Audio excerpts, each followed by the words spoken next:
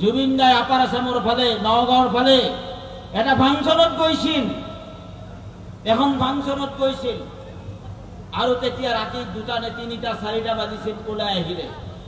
ওলাই আহি দেখিলে এটা ঘৰত সৰু সৰু ল'ৰাবিলাকে কোৰআন মুখস্থ কৰি আছে। আমাৰ হাফিজিয়া মাদ্ৰাছা বুলি কয়।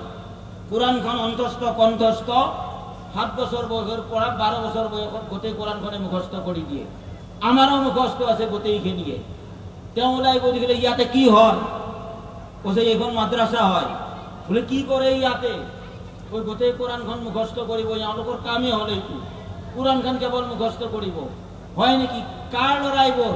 বোলে এইবোৰ ইতিম মানে অনাথ, বেছিভাগেই মাক বাপেকৰ নাই। সেই মানুহ আজি পাবলৈ নহ'ব অসমত বিচাৰি, ভাৰতবৰ্ষত দুনিয়াত বিচাৰি নাপাব আপুনি পৃথিৱীৰ ভিতৰত বৰ্তমান অৱস্থাত। সেই ফাংচনত যিবোৰ 7 লাখ 8 লাখ 10 লাখ টকা পাইছিল গোটেই মাদ্ৰাছাখনত দি থৈ আহিছিল। গোটেই মাদ্ৰাছাত দি আহিছে।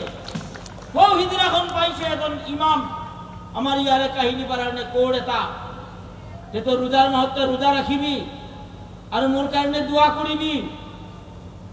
40,000 টকা ইমাম সাহেবক দি থৈ পেলাই গুচি আহিছে।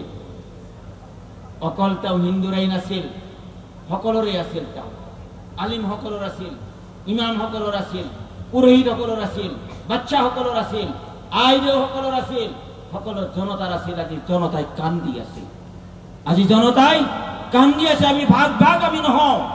আমি হিন্দু মুসলমান লাই লাফা দাফা পাহাৰে পৰ্বতে থকা, হাতত হাত বান্ধি আমি একেলগে আগুৱাই যাম। এইখন আমাৰ সোণৰ অসম।